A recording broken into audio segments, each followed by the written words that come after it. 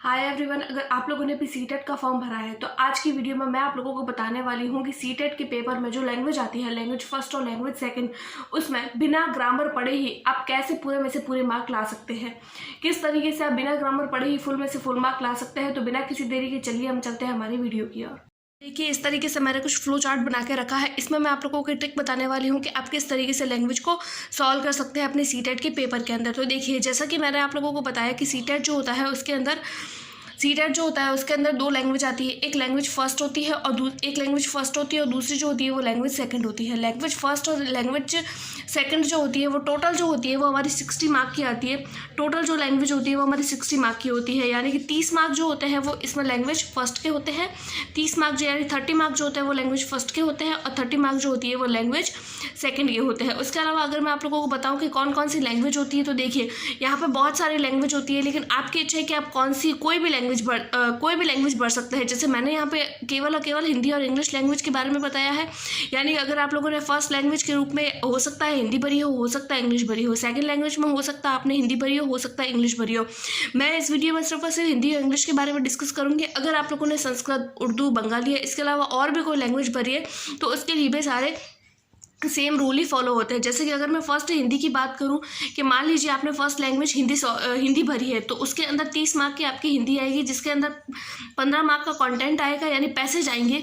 15 mark के total दो passage आते हैं और उसके अलावा 15 मार्क की यहाँ पे पेडागोजी आती है। और लैंग्वेज सेकंड की अगर मैं बात करूँ, मान लीजिए आपने लैंग्वेज फर्स्ट जो है वो हिंदी ले लिया है और लैंग्वेज सेकंड जो है अगर आप लोगों ने इंग्लिश ले लिया है तो उसमें भी ऐसे ही होता है। कंटेंट बतौर उसमें दो तो पैसेज आते हैं आपके 15 नंबर के और 15 नंबर के आपके उसके अंदर पेडागोजी आ जाती है।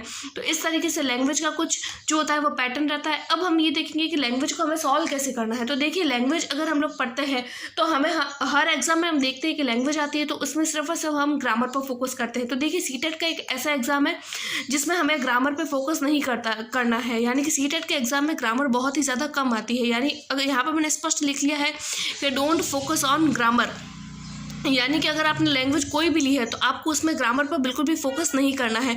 यहाँ पे ग्रामर आती है, बहुत कम आती है, केवल और केवल 3 और 4 मार्क की आती है, जो बहुत ही ज़्यादा बेसिक नॉर्मल ग्रामर होती है। मान लीजिए जैसे कि हिंदी है तो हिंदी में सिर्फ और सिर्फ जैसे विलोम शब्द है, समानार्थी शब्द है, वो भी सिर्फ और सिर्फ उस पैसेज के कॉन्टेक्स्ट में ही आती है। उसके अलावा कोई भी इसमें ग्रामर नहीं आती है और बहुत नॉर्मल ग्रामर आती है। अगर आप लोगों ने सीटेट की थोड़ी बहुत भी तैयारी करी है या अगर आप लोगों को थोड़ी बहुत भी लैंग्वेज आती है तो बहुत ही आराम से इस नॉर्मल ग्रामर को सॉल्व कर सकते हैं। उसके अलावा मैं बताऊं कि हम लोग किस तरीके से लैंग्वेज के अंदर 30 में से 30 मार्क लेकर आ सकते हैं। अगर मैं दोनों लैंग्वेज की मिला के बात करूं तो हम किस तरीके से अच्छे मार्क ला सकते हैं।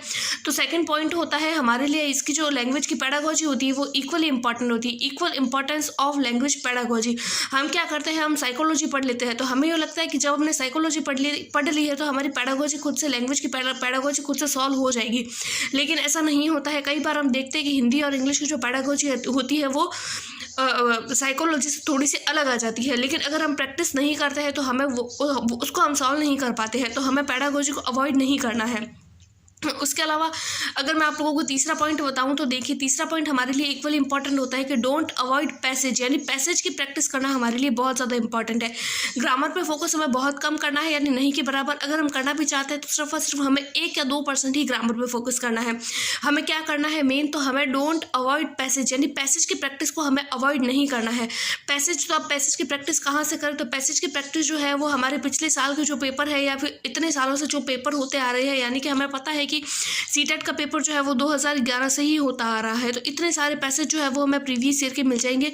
तो वहीं से भी हम पैसेज की प्रैक्टिस कर सकते हैं। हमें कोई भी दूसरी नई बुक खरीद के या फिर कोई किसी भी तरीके की गाइड खरीद के या किसी भी तरीके का कोई ऑनलाइन कोर्स खरीद के हमें पैसेज की प्रैक्टिस नहीं करनी है। हमें पैसेज की प्रैक्टिस वहीं से करनी है जो प्रीवियस ईयर में आई हुई है। उसके अलावा हमें पता है कि इसमें नेगेटिव मार्किंग नहीं होती है, तो हमें एक भी क्वेश्चन छोड़ना नहीं है, चाहे वो लैंग्वेज को लेकर हो या कोई भी दूसरे सब्जेक्ट को लेकर हो। यहाँ पर नेगेटिव मार्किंग नहीं है, ये हमारे लिए एक बहुत ही बड़ा पॉजिटिव पॉइंट है कि इस एग्जाम में नेगेटिव मार्किंग नहीं होती है। तो अगर हमने हिंदी की पेडागोजी पढ़ी है तो हम इंग्लिश की पेडागोजी को भी आसानी से सॉल्व कर सकते हैं, या फिर अगर हमने थोड़ी बहुत भी साइकोलॉजी भी पढ़ी है तो हम बहुत सारे क्वेश्चन, यानी कि लगभग बहुत सारे हमारे क्वेश्चन 15 में से 10 क्वेश्चन जो है हम सॉल्व कर सकते हैं, लेकिन अगर हमें बहुत अच्छे मार्क लाने हैं तो हमें उसके लिए अलग से पेडागोजी जो है वो पढ़नी पड़ेगी। हमें बिल्कुल ही अवॉइड नहीं करना है पेडागोजी को। अब हमें पता चल चुका है कि इसमें नेगेटिव मार्किंग नहीं होती है, तो हमें एक भी क्वेश्चन को छोड़ना नहीं है। उसके अलावा हमें ये देखना है कि हमें ज़्यादा से ज़्यादा क्वेश्चन प्रैक्टिस करनी है। अब हमें ये देखना है कि हमें क्वेश्चन प्रैक्टिस कहाँ से करनी है। तो क्या हमें इसके लिए भी कोई जैसे कि टेस्ट वगैरह के लिए क्या हमें कुछ भी ऐसे परचेज़ करना है, कोई भी पेड जो टेस्ट होते हैं उनको परचेज़ करना है? तो जी नहीं, हमें ऐसा बिल्कुल कुछ भी नहीं करना है। हमें सिर्फ और सिर्फ सीटेट की वेबसाइट पर जाना है और वहाँ से प्रीवियस ईयर क्वेश्चन जो है उसको डाउनलोड करना है और उसी की प्रैक्टिस करनी है। जैसा कि हमें पता है कि कुछ सालों से, अभी 4-5 साल हो गए हैं, हमारा पेपर जो है वो ऑनलाइन मोड पर होता है। उससे पहले जो है वो ऑफलाइन मोड पर होता था।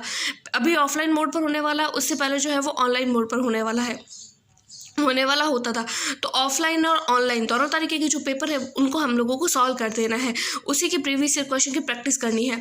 तो इस तरीके से अगर आप इस फ्लो चार्ट को अपनाते हैं कि ग्रामर को अगर आप लोग अवॉइड करते हैं, पेडागोजी पे पूरा ध्यान देते हैं, पैसेज की प्रैक्टिस मैक्सिमम टाइम करते हैं और प्रीवियस ईयर अगर आप लोग लगा लेते हैं, तो आप लोगों के लैंग्वेज जो है उसमें बहुत ही ज़्यादा अच्छे मार्क आ सकते हैं।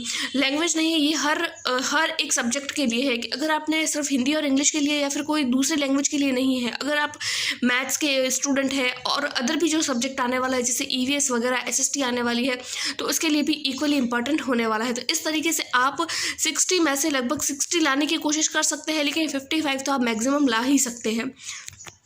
आई होप सो आपको मेरी ये पैसेज को या फिर लैंग्वेज को सॉल्व करने की ट्रिक जो है पसंद आई होगी। अगर आप लोगों को ये वीडियो पसंद आई तो प्लीज़ लाइक, सब्सक्राइब और शेयर। मिलते हैं अगली वीडियो में। Take care, bye bye.